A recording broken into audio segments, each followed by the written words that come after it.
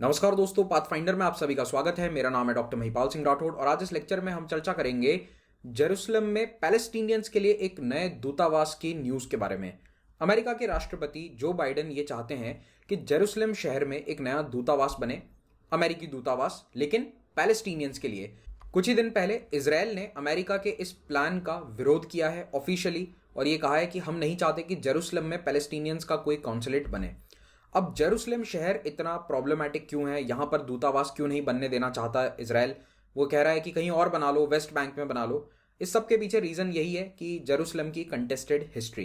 तो जेरूसलम एक shared capital के रूप में काम कर रहा था बहुत समय तक, हालांकि अब वो मोस्टली इजराइल के ही कब्जे में है और ऐसे में इजराइल नहीं चाहता कि यहां पर पैलेस्टाइन का कोई भी डिप्लोमेटिक ऑफिस या फिर सरकारी ऑफिस बने। तो देखिए, 6 नवंबर को इजराइल ने पब्लिकली जो बाइडेन के इस प्लान का विरोध किया था कि आप पैलेस्टीनियंस के लिए जेरूसलम में नया दूतावास मत खोलिए, ऐसा दूतावास बनना चाहिए वेस्ट बैंक का जो एरिया है, जो पैलेस्टाइन का टेरिटरी है, वहां पर कहीं भी बना लीजिए। 2018 में पूर्व राष्ट्रपति ट्रंप ने जेरूसलम को इजराइल की राजधानी के रूप में रिकॉग्नाइज करते हुए यूएस एम्बेसी को यहां पर शिफ्ट कर दिया था। इस पूरे मैटर को हम डिटेल में डिस्कस करें उससे पहले मैं आपको बताना चाहता हूं कि अनअकैडमी ऐप पर इस आईडी पर मुझे जरूर फॉलो करें। इससे आपको बेनिफिट ये होगा कि मेरे जो करंट अफेयर्स एमसीक्यू सीरीज के लेक्चर्स हैं उनके नोटिफिकेशंस आपको प्राप्त हो जाएंगे। कल शाम यानी कि 17 तारीख की शाम 7 बजे सेट नंबर 6 होने वाला है। एक और अपडेट यह है कि अनअकैडमी का स्पेशल प्राइस वीक कल रात 17 नवंबर को खत्म हो जाएगा। स्पेशल प्राइस वीक में जो कॉम्बो सब्सक्रिप्शन है उसका प्राइस काफी कम हो जाता है। कॉम्बो का मतलब है कि ऑप्शनल और जीएस दोनों की तैयारी आपकी एक साथ करवा दी जाएगी। पूरा सिलेबस जो यूपीएससी का है वो आपका इस कोर्स के अंदर कंप्लीट करवाया जाता है। तो कॉम्बो सब्सक्रिप्शन को अवेल करने के लिए लिंक नीचे डिस्क्रिप्शन में है और अगर आप महिपाल कोड का इस्तेमाल करेंगे तो आपको 10% और डिस्काउंट मिलेगा and you can avail this course for just 46,700 rupees. याद रखिए, इसमें क्लासेस, टेस्ट सीरीज, नोट्स सब कुछ शामिल हैं। Now moving on to the history of Israel Palestine. अब देखिए, इजराइल पैलेस्टाइन की काफी कॉम्प्लिकेटेड और लंबी हिस्ट्री है। अगर आप चाहते हैं कि मैं उस पर एक डिटेल्ड वीडियो बनाऊं तो नीचे कमेंट में मेंशन कर दीजिएगा। अभी आपको ब्रीफली मैं बता देता हूं कि देखो, ये वाला जो टेरिटरी है, यहां पर आपको इजराइल और पैलेस्टाइन दो एंटिटीज देखने को मिलेंगी, जिनमें से इजराइल एक ऐसा देश है जिसे कई देश रिकॉग्नाइज करते हैं। पैलेस्टाइन टेरिटरी एक ऐसा एंटिटी है जिसे अगेन कई देश रिकॉग्नाइज करते हैं लेकिन सभी नहीं करते। तो ये एक डिस्प्यूटेड एरिया है जिसमें आपको कलर टेरिटरीज यहां पर नजर आएंगी। So this territory is disputed between Israel and Palestinians. तो यहां पर है गाजा स्ट्रिप, तो ये एरिया अभी पैलेस्टीनियन अथॉरिटी के अंडर में है और ये वाला जो वेस्ट बैंक नाम का एरिया है ये भी पैलेस्टीनियन अथॉरिटीज के अंडर में है। और बाकी जितना लाइट कलर में आपको नजर आ रहा है ये पूरा इजराइल की सरकार या इजराइल देश के अधीन आने वाला एरिया है। अब यहां पर आप में से कई लोग शायद मुझे टर्म्स को लेकर बोलेंगे कि आप देश कैसे कह रहे हो इजराइल को या पैलेस्टाइन को।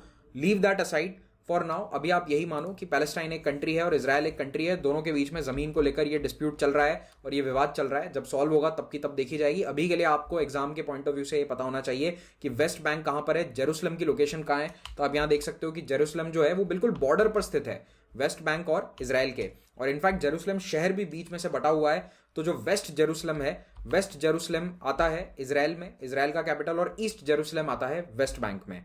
और पैलेस्टाइन जो है जिसकी टेरिटरी एक तो ये वेस्ट बैंक और दूसरी गाजा, ये दो टेरिटरी इनके द्वारा कवर करी जाती है। इसकी आबादी लगभग 50 लाख के आसपास है। गाजा स्ट्रिप को रूल करता है इस वक्त हमास। हमास एक फैक्शन है जिसको कई देश आतंकवादी के रूप में, आतंकवादी संगठन के रूप में घोषित कर चुके हैं। तो हमास कंट्रोल करता है गाजा को और वेस्ट बैंक को कंट्रोल करता है फाता। तो ये दो फैक्शंस हैं बड़े बड़े पैलेस्टीनियन अथॉरिटी के अंदर इस वक्त।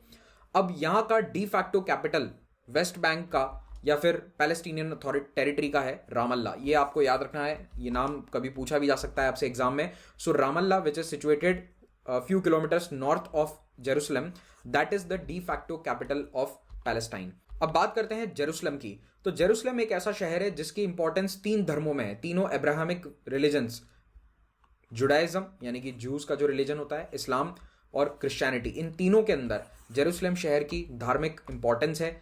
इस शहर के अंदर कई सारे लोग रहते हैं, कई धर्मों के लोग रहते हैं और हिस्टोरिकली जो शहर का पूर्वी हिस्सा है, ईस्टर्न हिस्सा, वहां पर अरब या मुस्लिम पॉपुलेशन ज्यादा है, वेस्टर्न पार्ट में जूइश पॉपुलेशन ज्यादा है। लेकिन जो शहर की जो मेन रिलीजियस साइट्स हैं उनको इजराइल कंट्रोल करता है, इजराइल की गवर्नमेंट कंट्रोल करती है और वो रिस्ट्रिक्ट करती है यहां पर कई लोगों को आने जाने से। तो मेनली जो अल अक्सा मॉस्क है जो इस्लाम के अंदर बहुत ही होली साइट है, वो अभी कुछ महीने पहले न्यूज में थी, चर्चा में थी, क्योंकि वहां जाने से इजराइल की गवर्नमेंट लोगों को रोक रही थी। तो ईस्ट जेरूसलम जो कि अरब डोमिनेटेड है, उसमें ये सारी साइट्स सिचुएटेड है, लेकिन उनको एक्सेस को, उनके आने जाने के रास्तों को कंट्रोल करता है इजराइल। तो वेस्टर्न वॉल ये जूस के लिए बहुत ही होली प्लेस है। हरम अल शरीफ या फिर नोबल सेंचुरी जो है ये मुस्लिम्स के लिए बहुत ही इंपॉर्टेंट स्थान है। टेम्पल माउंट का जो पूरा एरिया है वो इन सभी धर्मों के लिए काफ़ी इंपॉर्टेंट है। जेरूसलम इजराइल देश का कैपिटल भी है, राजधानी है, और यहाँ की जो पार्लियामेंट है, प्राइम मिनिस्टर का ऑफिस है, ये सब जेरूसलम से ऑपरेट करता है, वेस्ट पार्ट से, जो कि इजराइल के कब्जे में है 1949 से। इजराइल और अरब स्टेट्स के बीच में 1967 में एक युद्ध हुआ था, जिसके बाद से इजराइल ने पूरे जेरूसलम शहर पर अपना कब्जा जमा लिया। पहले इनके पास केवल पश्चिमी शहर का हिस्सा था, अब इनके पास ईस्ट जेरूसलम का भी कंट्रोल है। तो इंटरनेशनल कम्युनिटी ये मानती है कि ईस्ट जेरूसलम एक ऑक्यूपाइड टेरिटरी है, इजराइल ने इस पर अपना कब्जा जमा रखा है, ऑक्यूपाइड कर रखा है इसे, और इसको अभी इंटरनेशनल कम्युनिटी रिकॉग्नाइज नहीं करती। इजराइल कहता है कि पूरा जेरूसलम हमारे देश की राजधानी बनेगा, लेकिन दुनिया की ज्यादातर सरकारें इस बात से सहमत नहीं है। इसीलिए इन देशों ने अपनी जो दूतावास हैं, अपनी जो एम्बेसीज हैं, ये टेल अवीव में बनाई हैं। तो इसके कई कारण हैं, एक सिक्योरिटी रीजन भी है कि जेरूसलम में सिक्योरिटी की भी बहुत इशू रहते हैं, बहुत सारी प्रॉब्लम्स रहती हैं।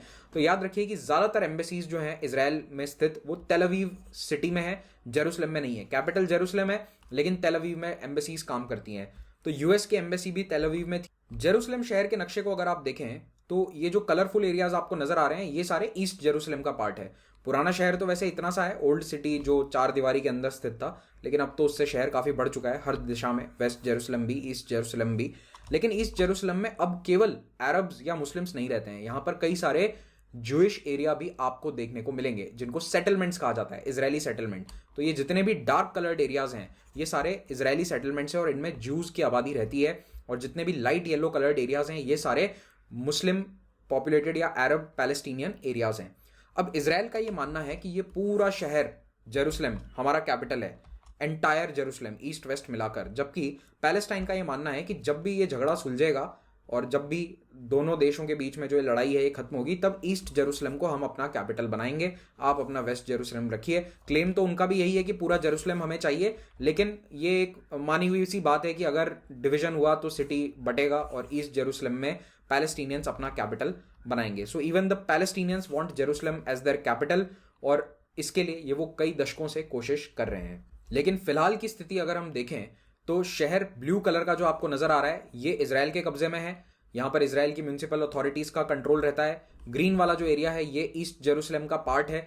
यहाँ पर पैलेस्टीनियन नेशनल अथॉरिटी जो पैलेस्टाइन के अंदर सरकार चलाती है, उसका यहाँ पर कंट्रोल है, उसकी सिविक या म्यूनिसिपल बॉडीज यहाँ पर काम करती हैं। और ये बीचों बीच आप जो देख सकते हो, ये पुराना शहर है जहां पर वो सारी रिलीजियस साइट्स स्थित हैं। तो आप देख रहे हो कि ना केवल देश बल्कि कैपिटल और उसमें रिलीजियस साइट्स भी बिल्कुल बॉर्डर पर है, सब कुछ बटा हुआ है एकदम से। इस मैप में आप थोड़ा सा बेटर अप्रिशिएट कर सकते हो जो मैंने आपको जूइश सेटलमेंट्स या इजरायली सेटलमेंट्स बताए थे। तो यहाँ पर ब्लू कलर के जो एरियाज हैं, दीज आर ऑल सेटलमेंट्स। तो अब ऐसा नहीं है कि ईस्ट जेरूसलम में केवल अरब्स रहते हैं। तो ये एक और बहुत बड़ा इशू है कि इजराइल अपने लोगों को यहाँ पर सेटल क्यों करने दे रहा है, और इसको लेकर भी पैलेस्टाइन या पैलेस्टीनियन अथॉरिटीज काफ़ी समय से इजराइल की आलोचना कर रही हैं। अब यूएस की हम बात करते हैं तो अमेरिका की पोजीशन क्या है अपनी एम्बेसी को लेकर। देखिए, कई अमेरिकी राष्ट्रपति कहते आए थे पिछले 3 दशकों में कि हम अमेरिका का जो दूतावास है जो इजराइल में काम करता है, उसको तेल अवीव से जेरूसलम शिफ्ट करेंगे। वो इतने सालों तक तेल अवीव में हुआ करता था। बिल क्लिंटन ने भी कहा था कि मैं सपोर्ट करता हूँ इस आइडिया का। जॉर्ज डब्ल्यू बुश ने भी कहा था कि मैं कर दूंगा ये काम, लेकिन इन दोनों में से किसी ने किया नहीं।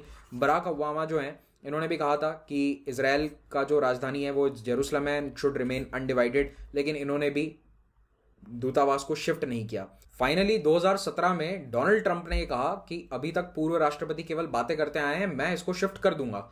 तो डोनाल्ड ट्रंप ने कैपिटल को शिफ्ट करने की बातें कही। सबसे पहले तो उन्होंने कहा कि हम रिकॉग्नाइज करेंगे कि जेरूसलम ही इजराइल का कैपिटल है, तेल अवीव में हम दूतावास को नहीं रखेंगे। 2018 में एम्बेसी मूव करने की प्रक्रिया को शुरू किया गया।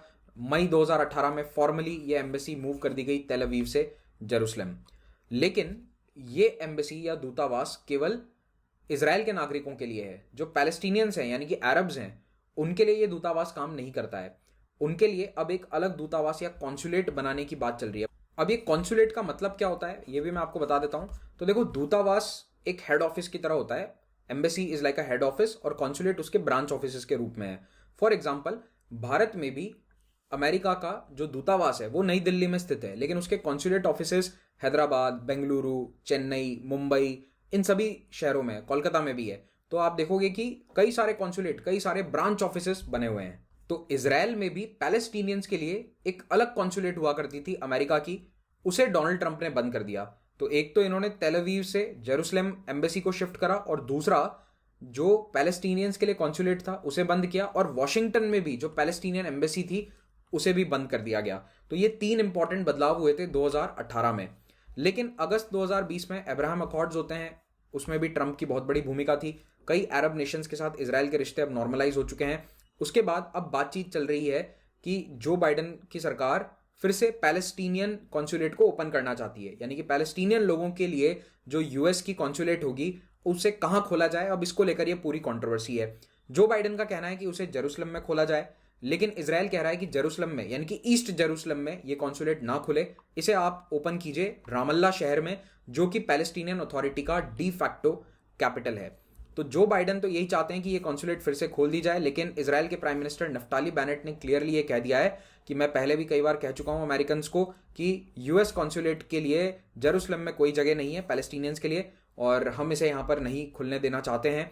और इसके लिए इन्होंने सुझाव यही दिया है कि आप रामल्ला में क्यों नहीं खोलते, जो कि एक्चुअली में पैलेस्टीनियन गवर्नमेंट की डी फैक्टो कैपिटल है, वहीं से उनके सारे ऑफिसेस काम करते हैं वेस्ट बैंक में। तो आप रामल्ला शहर में ही ये कॉन्सुलेट को खोल दीजिए। हालांकि पैलेस्टीनियन प्रेसिडेंट महमूद अब्बास के ऑफिस ने ये कहा है कि हम इसको सपोर्ट नहीं करते, रामल्ला नहीं बल्कि ईस्ट जेरूसलम में ये कॉन्सुलेट खुलनी चाहिए। तो आने वाले दिनों में आप देख सकते हैं कि इसको लेकर यूएस और इजराइल के संबंधों में थोड़ी सी गर्माहट आ सकती है।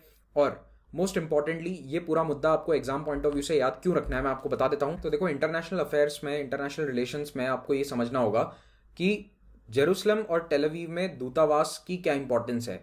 आपको ये भी बता दूं कि भारत का दूतावास भी टेल अवीव में है। हमने भी अपना दूतावास जेरूसलम में नहीं बनाया है, तो टेल अवीव में ही भारत का भी दूतावास है।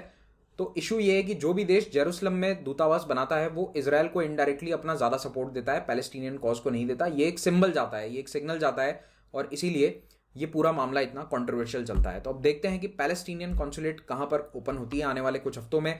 और अगर आपको इस लेक्चर का पीडीएफ डाउनलोड करना है तो आप टेलीग्राम चैनल से इसे डाउनलोड कर सकते हैं।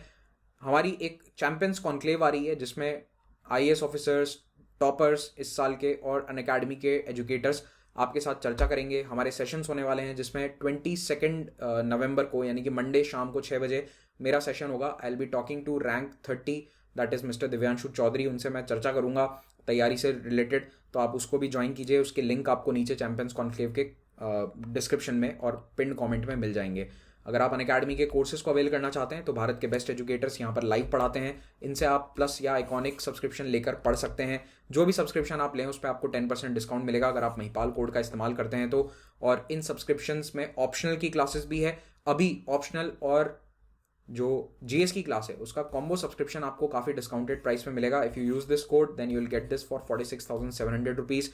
You can avail all these courses with EMI options as well. नए बैचेस हर वेडनेसडे को स्टार्ट होते हैं। कोर्स आप जैसे ही सब्सक्रिप्शन परचेज करते हैं तो नया बैच ज्वाइन कर लीजिए। मेरा एक ऑनगोइंग प्लस कोर्स है पॉलिटी का, उसको भी आप ज्वाइन कर सकते हैं। उसका लिंक नीचे डिस्क्रिप्शन में है। हमारी फ्री टेस्ट सीरीज है, इनका फायदा उठाइए। Thank you very much for watching this. Have a great day.